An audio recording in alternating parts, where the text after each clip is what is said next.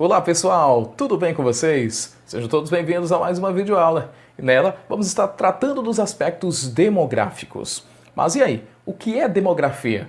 Bom pessoal, demografia é uma área da geografia que estuda aí as populações, o crescimento populacional com relação a processos estatísticos, é a análise e o estudo das populações. Fazendo um aparato, essa população ela vai crescer lentamente até a Revolução Industrial. Só a partir do momento da Revolução Industrial, do surgimento das cidades e também do processo da intensificação do capitalismo, a população também vai crescer, vai acompanhar esse ritmo de crescimento e também vai crescer absurdamente. Com relação a essas populações, é preciso você dar uma analisada em alguns conceitos demográficos, como crescimento vegetativo, taxa de natalidade e taxa de mortalidade. Mas antes, vamos ver aí o ranking dos países mais populosos do mundo. O país mais populoso do mundo é a China, seguida aí da Índia, em terceiro lugar os Estados Unidos, quarto colocado Indonésia, quinto lugar o Brasil, então nosso país ocupa a quinta colocação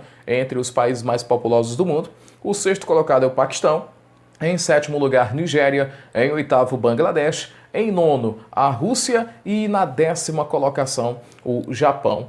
Analisando esse ranking dos 10 mais populosos do planeta, percebemos que nós vamos encontrar aí uma densidade demográfica muito elevada na Ásia.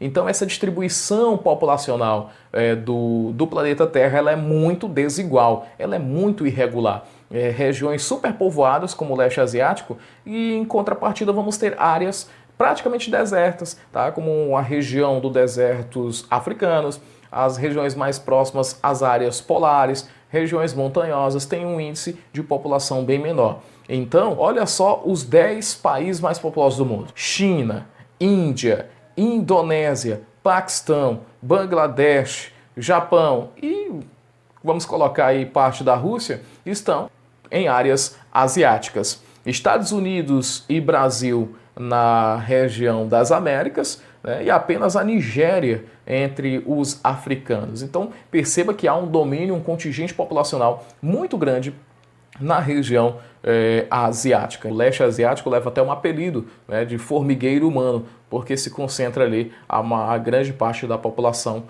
do planeta. A concentração da população mundial, pessoal, está justamente nas cidades. O aumento da população urbana, a concentração populacional em cidades com mais de 1 milhão de habitantes, isso faz uma análise que a gente tem que avaliar. Como que essa população urbana ela cresceu? Nós temos o processo de industrialização, conurbação, o surgimento das metrópoles, tudo isso vai intensificar a mecanização do campo que vai expulsar o homem do campo e ele vai ter que migrar para as cidades. Tudo isso vai influenciar nesse crescimento populacional urbano. E assim, gente, dentre esses, o índice de industrialização acompanha o índice de urbanização e vice-versa, estão ligados. A maioria dos países são urbanos industrializados ou em processo de industrialização.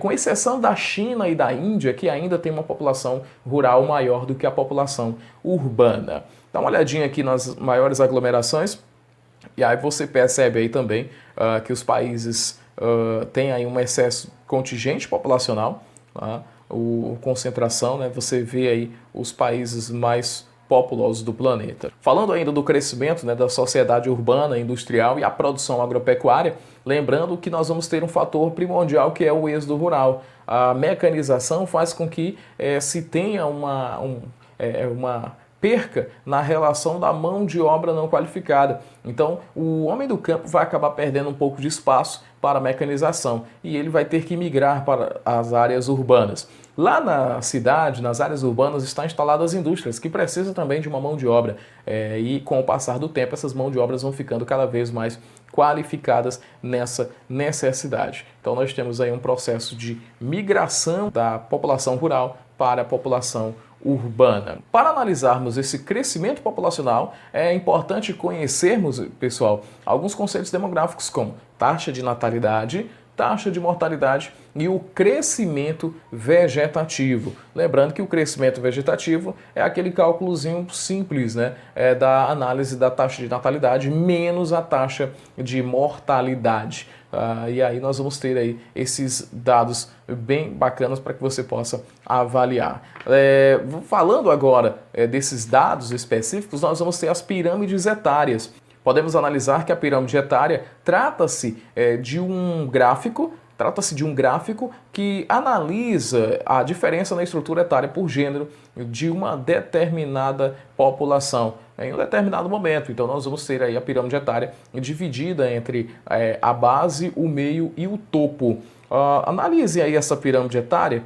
Percebo aqui que ela vai ser característica de um país rico, industrializado, que tem uma estabilidade econômica. Por quê? Podemos analisar que a base de sua pirâmide etária, que representa a população jovem, ela não é tão larga, ela é concentrada. A população adulta também é equilibrada. E note que nós temos um índice bom, um índice bem elevado de população idosa, mostrando a qualidade de vida da população desses países, onde os idosos conseguem aí chegar com mais saúde e viver com uma expectativa de vida bem maior. Agora dá uma olhada nesse país, tá? Onde nós temos aqui um desequilíbrio nessa pirâmide etária.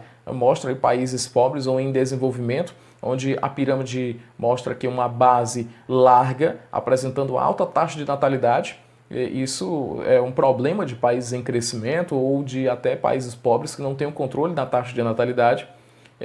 Aí vamos ter uma população adulta também alta e uma população idosa bem baixa.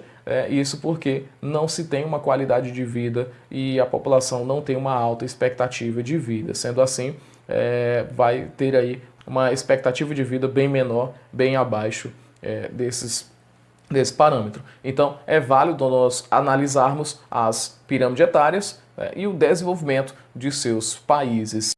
Para analisarmos aí os dados que as pirâmides etárias nos mostram, percebemos que nós devemos avaliar algumas características fundamentais. Por exemplo, as taxas de natalidade. Bom, essas taxas de natalidade, vamos comparar um país em desenvolvimento, país pobre, né, ou em desenvolvimento, com um país industrializado. O índice de natalidade, né, de um país rico, de um país industrializado, ele é bem menor. Por quê? Porque a população ela está qualificada no mercado de trabalho, a preocupação das pessoas em estudar, em terminar um curso na faculdade, de se estabilizar financeiramente. E aí os filhos vão ficando para mais, né, para depois, geralmente para após os 30 anos. Em um país onde nós não temos esse equilíbrio, é muito comum ter aí as populações tendo filhos, né, muito jovens, 18, 20, 21 anos. Então esse índice acaba elevando a taxa de natalidade. Uma das características que faz com que a taxa de natalidade venha a cair é que a mulher consegue se inserir no mercado de trabalho. Então é mais proveitoso, né? A mulher vai estudar mais, vai trabalhar mais e vai ter menos tempo com relação a esse quesito. Então ela vai programar, né, para depois essa questão do casamento e também dos filhos. Outro fator é o avanço na ciência e também na medicina, que diminuiu a taxa de mortalidade. E isso também equilibra, né, faz com que nós tenhamos uma população adulta mais elevada. A qualidade de vida mais elevada, a melhoria nas condições de saúde, nas condições de trabalho, faz com que as pessoas vão envelhecendo com mais saúde, a prática de educação física, uma alimentação mais saudável, vai fazendo com que as pessoas cheguem à terceira idade, né, a fase do topo da pirâmide com mais qualidade. E isso difere países industrializados, países como o Japão, que tem um alto índice de população idosa, diferente de um país que tem dificuldade, que não tem uma qualidade de vida para essa população, que vai fazer com que essa expectativa de vida seja baixa. Para a gente fechar, um dos problemas para a análise dessa população que vai chegando ao topo da pirâmide, que vai envelhecendo, esses países, né, que está com a população estável, eles vão enfrentando um problema com relação aos gastos públicos e aos investimentos com a população idosa. Por quê? Precisa-se de uma grande população nesse meio da pirâmide, que é a população economicamente ativa, que trabalha, que paga os tributos, que paga os impostos. E para sustentar esse topo da pirâmide, então, um investimento maior com idosos, com aposentadoria, sistema de saúde, é o grande problema aí dos países nesse quesito, gasto público com esse avanço do número de idosos em sua população, no envelhecimento de sua população. Alguns países fazem até campanha para que as famílias tenham mais filhos e, consequentemente, renove essa população visando o mercado de trabalho. Em contrapartida, há países que têm um controle mais rígido de natalidade, não permitindo que as famílias venham a ter mais que 2 filhos, ou determinando um número específico para as famílias com relação aos filhos. Bom, pessoal, essa foi a nossa videoaula de hoje. Obrigado a vocês que ficaram até conosco. Fiquem todos com Deus. Aquele abraço e até a próxima.